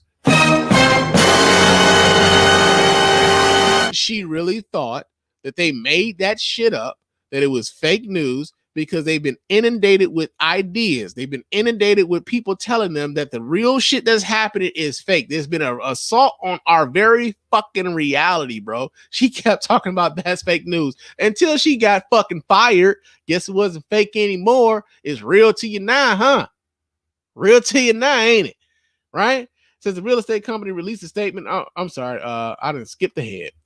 Okay, here we go. It says the real estate company released a statement which reads, at Properties has always acknowledged an individual's right to their own beliefs, political and otherwise. The company also respects everyone's right to peaceful protest. However, this agent's personal choice to acknowledge, document, and celebrate in the public forum of social media her participation in the widely condemned actions in her own words, storming the Capitol in Washington, D.C., simply crossed the line in terms of Ad Property standards of conduct. As a result, the company made the decision to end its affiliation with her. The company provided 2 social media posts to CNN, which the company said show Andrews was part of the storming of the Capitol. An Allentown, Pennsylvania teacher has been temporarily relieved of his teaching duties. A fucking teacher, man. A teacher. Until his school district can complete a formal investigation of his alleged involvement in the protest. We understand that many members of our community are upset by the image, the Allentown School District said in a statement. At the same time, the district has an obligation to respect the First Amendment rights of our staff and students. The district did not name the staffer. A Texas attorney named Paul Davis is no longer employed at his company, Goosehead Insurance, after social media posts appeared to show him talking about his participation in Wednesday's events. Here's the other part about this, man. This is how good whiteness got to be. It's how good it got, like, just, right? These motherfuckers streamed themselves committing crimes, right? They was in there busting down windows. They was climbing up walls when the steps was like 15 feet away. They were rummaging through like official documents. They were stealing shit. They were like, just like,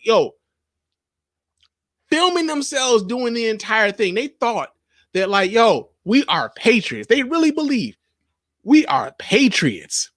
And we're storming the Capitol as a patriotic duty. They didn't see themselves like, man, they didn't see the irony in any of the things that they were doing. Funny how, like, Back the Blue and Blue Lives Matter didn't mean shit when they were storming that goddamn Capitol and they was beating the shit out of the goddamn police officer with a goddamn American flag. Like, the irony of that. Suddenly, like, they're American patriots, but like there were Trump flags out there more than there were American flags out there. Right?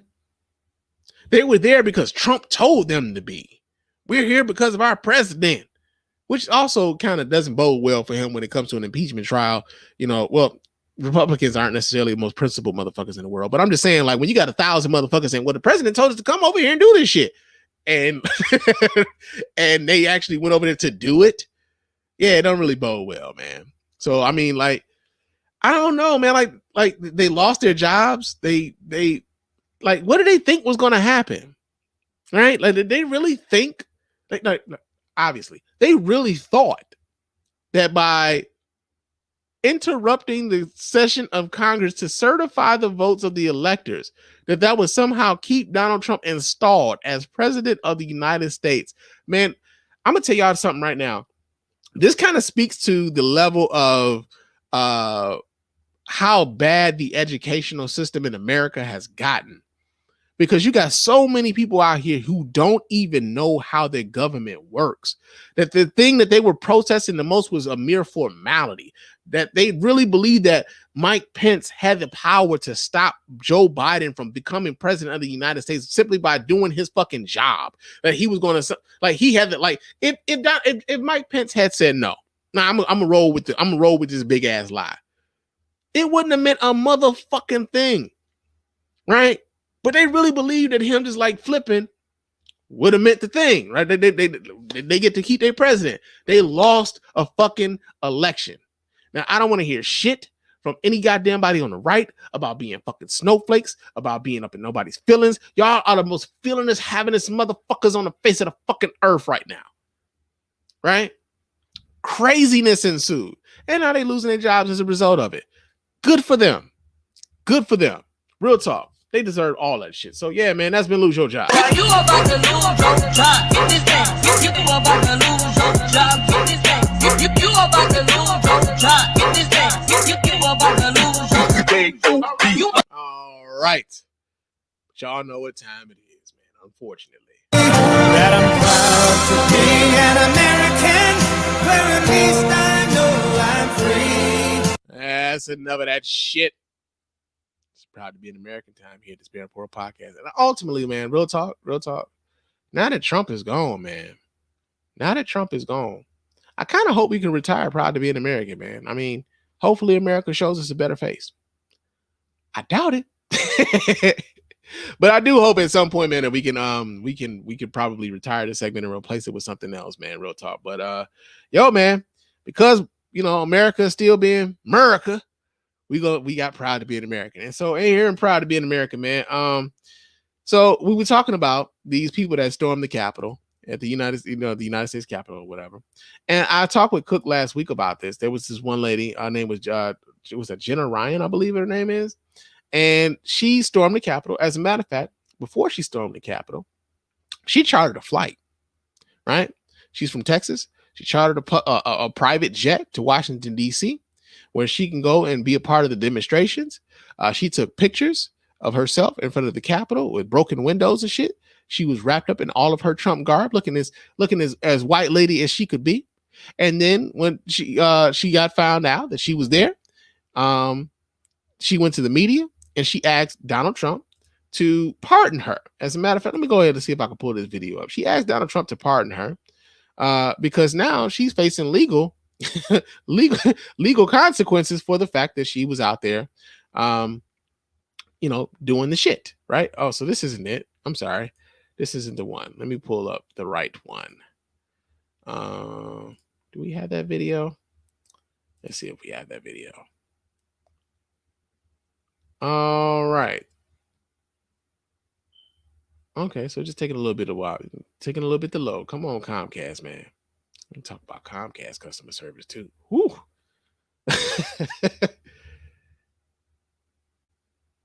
All right.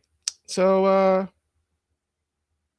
yeah, this is taking a little bit longer. I should have like the Jeopardy music for shit like this, right? All right, so let me pull this up so you guys can see what she was talking about last week. Check this out, y'all. Yeah, let's do this. Turn this up. For going to the Capitol on January 6th, now has lost her PayPal account. CBS News reports PayPal shut down an account she set up, accusing her of getting donations for business losses. PayPal allows donations for legal defense purposes, but not for other purposes, including business losses. Ryan faces several charges for when the FBI says she was photographed inside the Capitol. Okay, so that wasn't actually the story that I thought they were going to play, but whatever. Anyway, y'all know she asked for the pardon, right? She asked for the pardon. She didn't get the pardon. When Donald Trump left, he left her pardonless, right? So now she's been soliciting donations for her legal defense on social media, man. That'll be a monkey's bare-assed uncle. Yeah, so we get this story here. This actually comes out of, what's this, Law and Crime Trial Network, lawandcrime.com. And let's see, it says Jenna Ryan, a highly memed Texas real estate agent who admittedly took a private plane to participate in the pro-Trump siege in the U.S. Capitol complex, is now pleading for donations from her 19,000 Twitter followers. She got 19,000 you motherfuckers had really interested in what she really has to say. I mean, we talking about her now, just kind of like mock her and shit, but 19,000 y'all follow her. What's wrong with this? This is what's wrong with America. This is what's wrong with America. It says, I am accepting donations to pay legal fees and losses due to my arrest and charges by the FBI for protesting at the U.S. Capitol. Thank you for your support, she wrote. Any amount helps. As recently as December 30th, Ryan tweeted that she was abundantly blessed and has plenty of money. She says, she actually had the audacity to tweet this. She says, stimulus checks are coming. Good Lord, I have plenty of money. Keep your handouts and give them to the needy. I am abundantly blessed. Damn. Life come at you fast, don't it? Come at you like a motherfucker flash of lightning. So now she's on social media asking for, donations. It says the FBI included an image of the tweet and an image of Ryan inside the Capitol as part of an affidavit. On Thursday, Ryan tweeted a link to her PayPal account for supporters to transfer her funds, saying that her original fundraising account with Fundly was shut down. The company called her, in Ryan's words, a racist. PayPal shut her down too on Thursday. I've been doing transactions, was with PayPal for 20 years, and they canceled me because I raised $200 today. The New World Order is trying to intimidate me. Thank God I have Jesus on my side. Power of God to move mountains. Not enough to move PayPal, apparently. She said in the deleted tweet. Ryan also admitted she didn't need the donations, but presented it as giving people an opportunity to be blessed. See, this is the infection that Donald Trump has kind of put into the motherfucking world, man. So she really needs this money. She's on Twitter asking for donations for her legal defense. She needs this money. She's this is the, that whole thing about faking it till you make it. This is what like people realize you faking it, and now you need them like you need to be real so that like you get the help that you need, but also you just kind of like still in that faking it mode, but you ain't known to turn off the faking it mode yet. Like she's faking it now, like she don't really need the money, but she really does need the money. So she says, I really don't need the donations. I was just giving people the opportunity to contribute and be blessed by their giving. Whoever donates to me is going to be blessed beyond measure.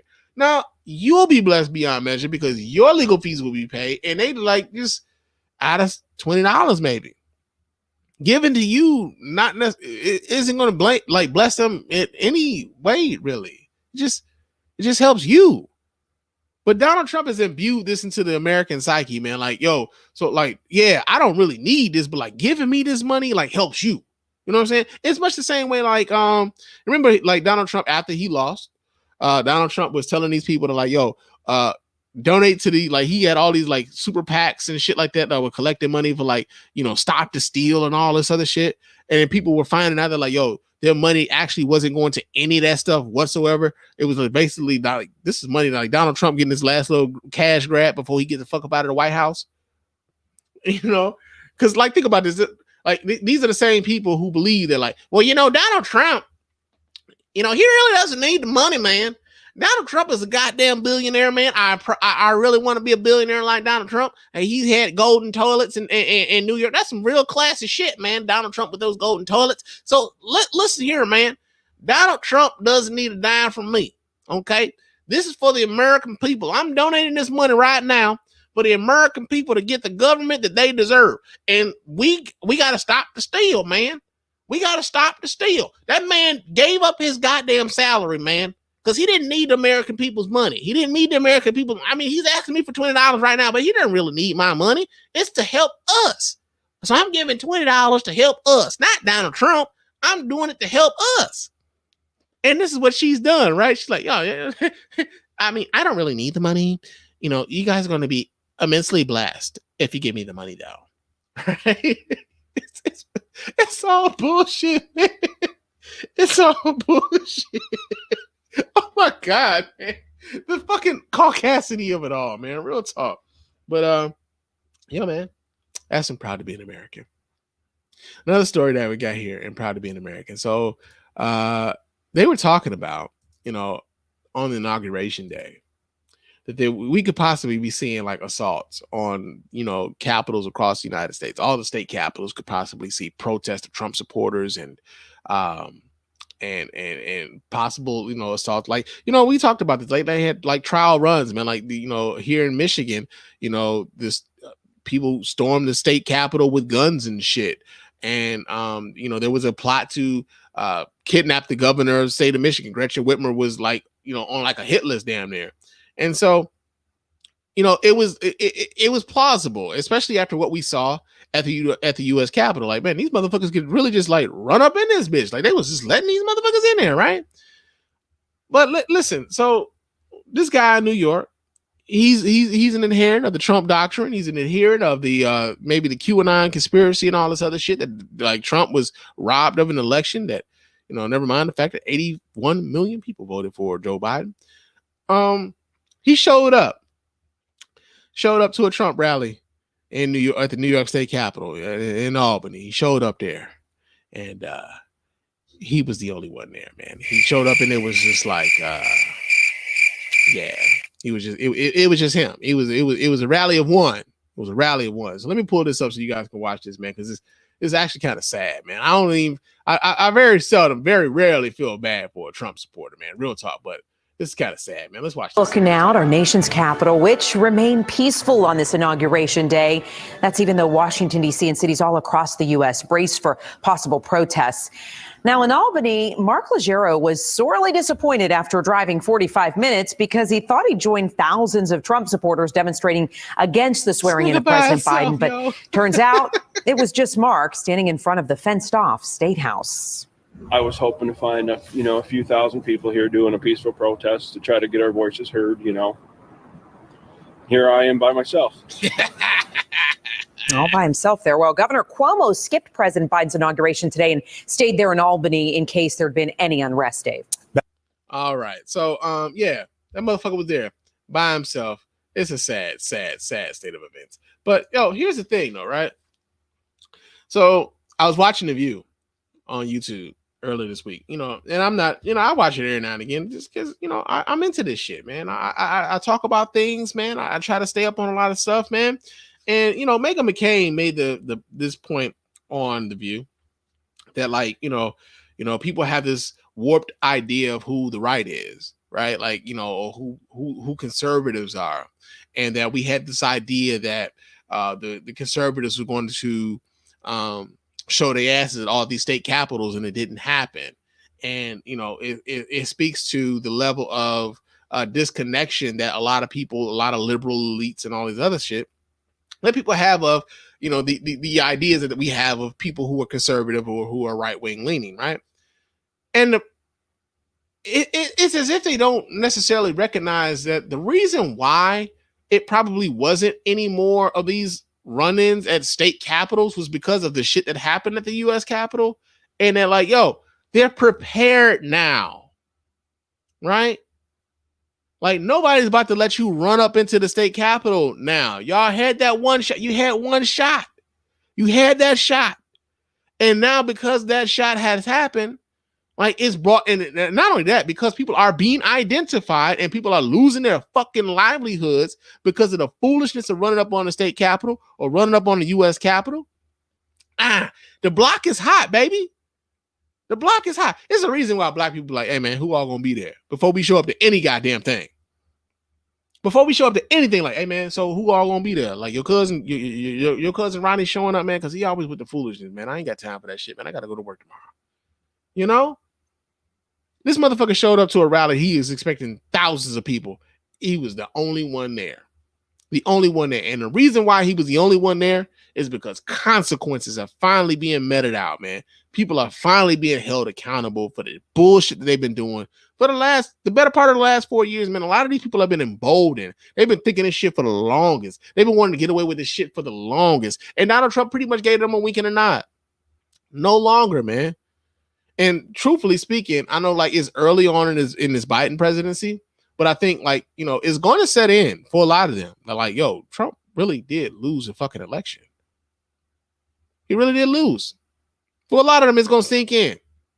And they're going to try to slink back in to regular society, man. They're going to slink back in as if everything was everything. Those Trump signs, they're going to fucking disappear. You ain't going to see no damn Trump. Like, those Trump flags and motherfuckers was flying around on their trucks like fucking weirdos for the last 4 years. Yeah, they're going to disappear, bruh. Ain't nobody going to be flying Trump flags. Like, it looks weird. Like, nigga, what are you doing? That's a dude. Like, he ain't even president no more. What are you doing? You're going to look like a fucking weirdo still doing that.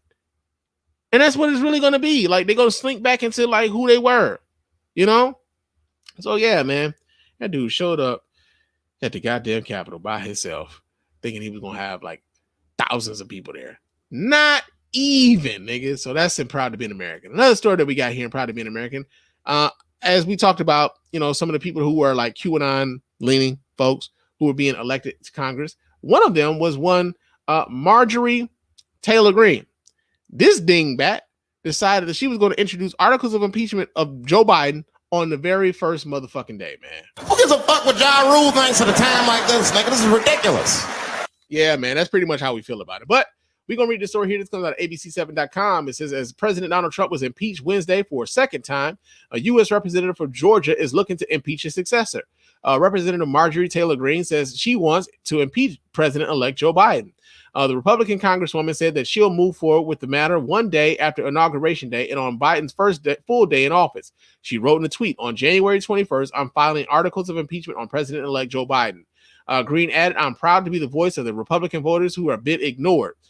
You mean the motherfuckers who lost, lady? The motherfuckers who lost. The Congresswoman wrote that she will be filing articles of impeachment for alleged abuse of power. Nigga, what? Nigga, what? On January 21st, I'm filing articles of impeachment on President-elect Joe Biden. 75 million Americans are fed up with inaction. It's time to take a stand. So what about the 81 million Americans? That's the other part. I'm really getting tired of hearing about these 75 million motherfuckers. What about the 81 million people who said, yeah, fuck this Trump dude. We don't want him no more. What about them? We don't hear enough about the 81 million. We want a fucking election, bruh. A fucking election. An election we had to pretty much overwhelm a gerrymandered system. There's a really good documentary I was watching on Hulu. You guys should check out. It's called Slay the Dragon, where they talk about how a lot of these districts were being fixed and gerrymandered to where Republicans have basically been choosing their own goddamn like voters as opposed to the voters choosing their representatives. Really good documentary. Michigan is featured in there quite heavily. They talk about the emergency management law that we had here in Michigan. They talk about the usurpation of local governments, with that law. They talk about how, despite the fact that the voters would bring up a referendum on the ballot to have, to have things come into law, and the Republicans just rewording some shit and then putting the shit right back in, man. So it's like Republicans feel as though they're not accountable to the people. And the fact that this woman is talking about something, so what about the 75 million people are fed up? Like, nigga, 81 million people said, nah, fuck what y'all talking about, right?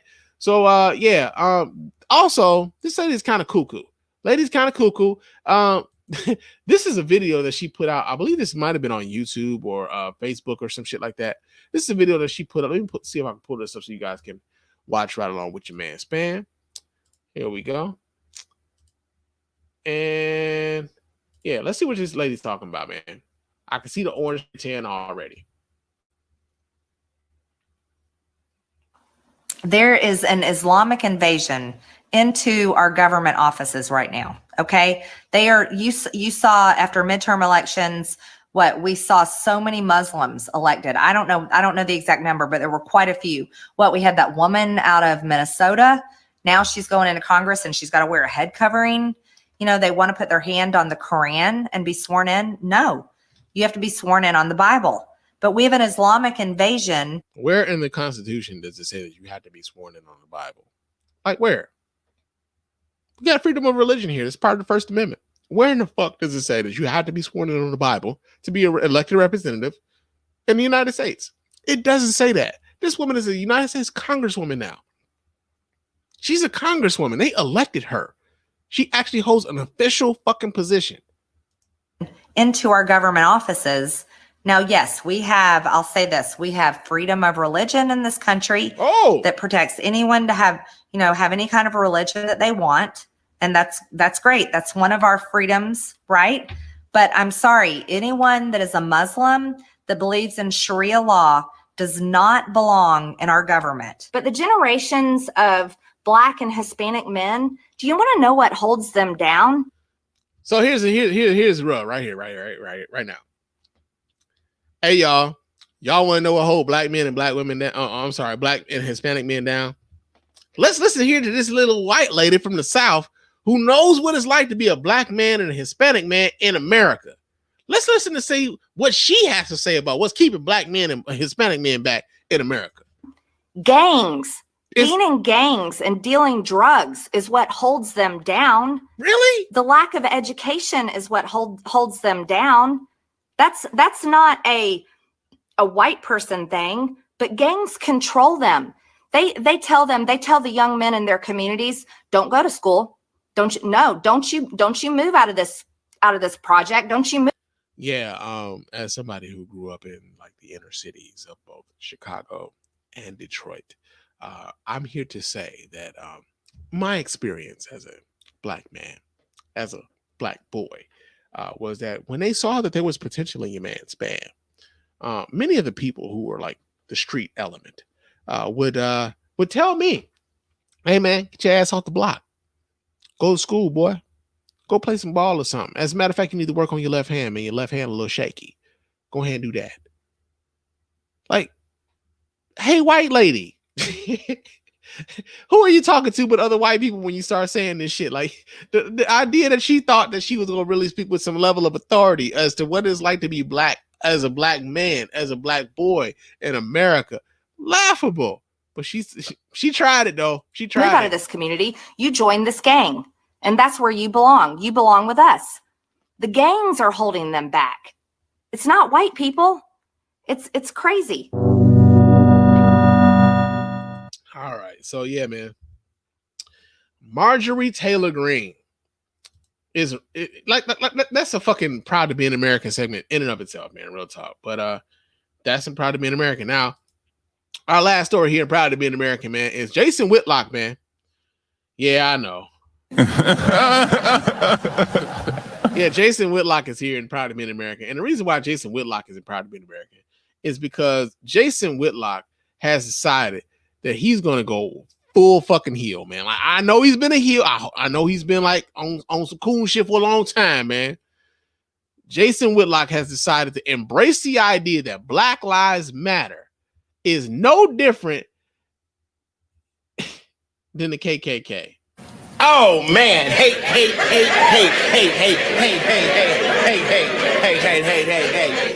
Somebody, I mean, really though, just like someone get this jigaboo away from me. Yeah, but we read this story here. This comes out of the IndieStar.com. It says that Jason Whitlock is speaking out against Black Lives Matter, calling it a cleverly marketed slogan that provides cover for extremists to undermine racial progress and bully American citizens to support Democratic politicians. And that Whitlock said is exactly what the Ku Klux Klan was all about. Despite the sweet-sounding name, Black Lives Matter acts as a racial divider, Whitlock wrote in an email to IndieStar on Friday, no different from the KKK. Whitlock, an Indianapolis native and journalist at Outkick.com, known for his controversial takes on sports and race issues, went on Fox News Wednesday night with Tucker Carlson, no less. In the interview, he said Black Lives Matter and Antifa serve as the modern-day enforcement arm of the Democratic Party. Despite the fact, here's the thing, though. I know a lot of Black Lives Matter protesters who are also like holding Democratic representatives' feet to the fucking fire. Like when Black Lives Matter got kicked off, Barack Obama was president of the United States. When Black Lives Matter got kicked off, a lot of Black Lives Matter protesters didn't even want to meet with the president because they thought it would like kind of taint their purity, so to speak, as an activist. And they didn't want to be seen as somebody who was preening for official fucking recognition and shit, right? So this idea already is on some bullshit. It's already on some bullshit. But then he goes on to say, says, when asked by IndieStar to expound on his take comparing Black Lives Matter to KKK, Whitlock said he preferred an email interview due to the sensitive topic. The Ku Klux Klan which means he basically wanted to be able to prepare his statements. The Ku Klux Klan was founded on Christmas Eve, 1865, by Confederate soldiers dedicated to undermining the racial progress sparked by the Civil War and Emancipation Proclamation, Whitlock wrote. Citing the History.com link, Whitlock talked about how it was at night when the KKK took part in terrorist raids against blacks and white Republicans. He said they used intimidation, destroyed property, assaulted, and killed in an effort to influence upcoming elections. Black Lives Matter and Antifa protests have primarily terrorized and destroyed property in black communities at night, he wrote. BLM and Antifa have attempted to intimidate white Republicans. BLM protests have been violent and caused the assassination of law enforcement officers and other citizens. Whitlock said he believes it is not a coincidence that Black Lives Matter riots picked up during an election cycle and disappeared after the votes have been counted. Nigga, it took somebody to die. It took somebody dying this past year. Excuse me. And it was more than one. It was George Floyd. It was Breonna Taylor. It was Ahmaud Arbery. 3 instances of black people being killed by white hands. Needlessly. Somebody, real people with motherfucking authority that got people out in the streets. It didn't have anything to do with this goddamn election.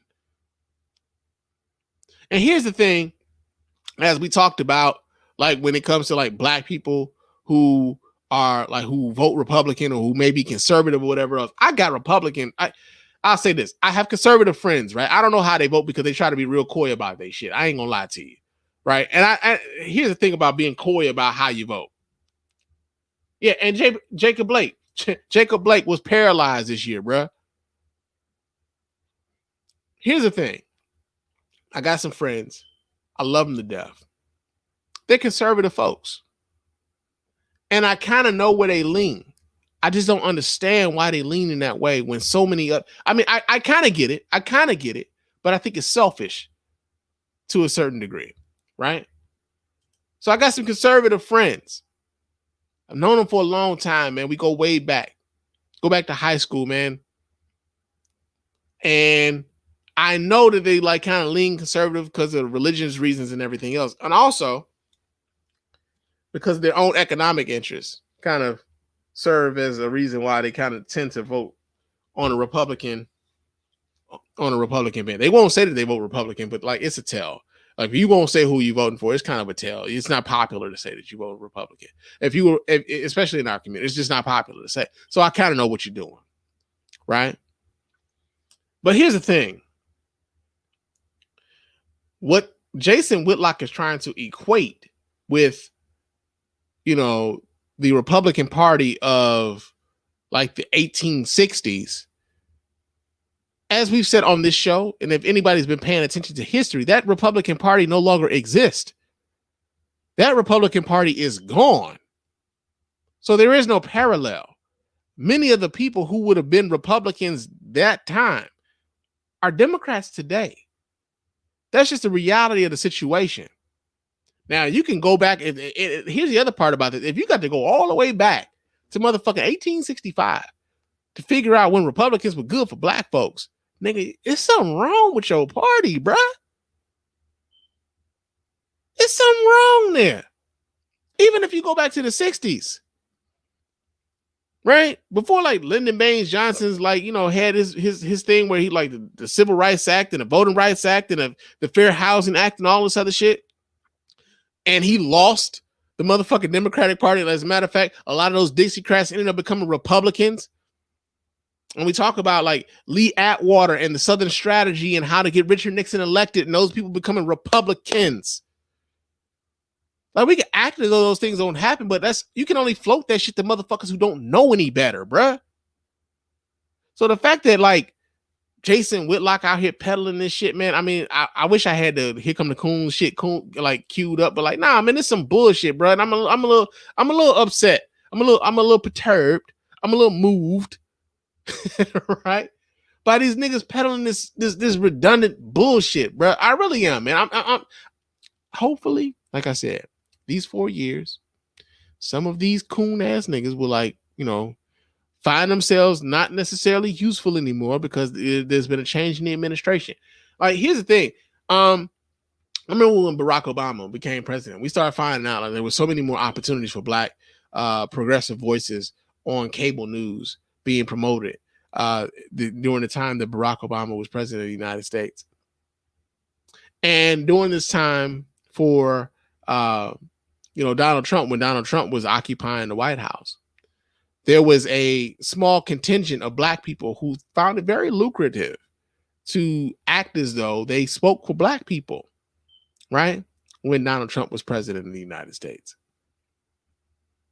Those opportunities may find themselves drying up. Hopefully soon. Hopefully soon. But yo, man, Jason Whitlock. You know what? This ought to just be Yo, we got some hats now, motherfuckers. That nigga's the ass hat of the week, man. We don't do that segment no more, but like that nigga's the ass hat of the week. That's just what it is. That's just what Jason Whitlock is, the ass hat of the week this week here at the Spirit Report Podcast. But y'all know what time it is, man. Real talk. The champ is here. The champ is here. The champ is here. The champ is here. All right. It's Champ of the Week time this week here at the Spirit Report Podcast. And we didn't do a Champ of the Week last week. We just kind of riffed it. I was just happy to have Cook here as part of the Spann Report Podcast family. So we were talking about that. We just got riffing. And also, full disclosure, your man Spann was drunk as shit last time we did this show, man. I just went to bed after that damn show. Yo, the Grand Marnier snuck up on your boy. You know what I'm saying? Like, I didn't expect it to happen like that either.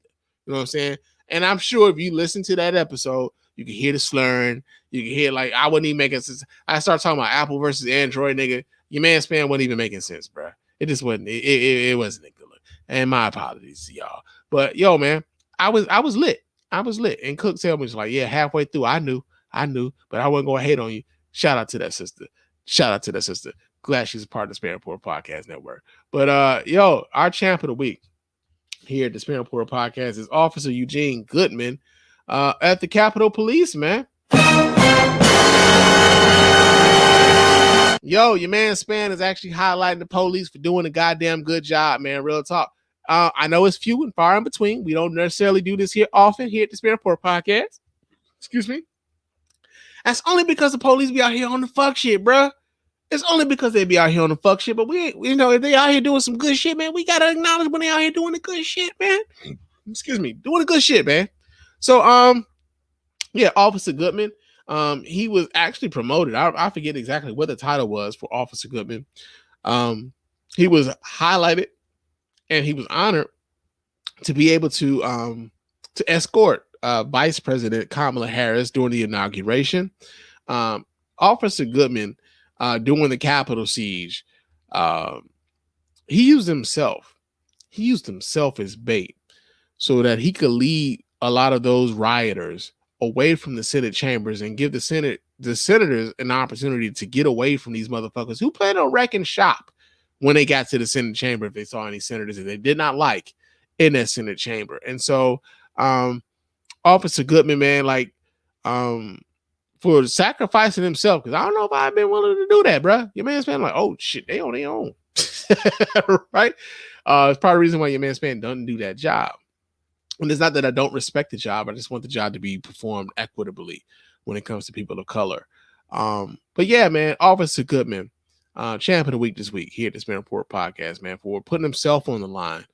And like when they talk about like, people who put themselves on the line so that we're safe every day, like he was the living embodiment of that. And we saw that shit in real time as, as those people like sycophants of Donald Trump attacked the U.S. Capitol to try to change the results of an election that they lost.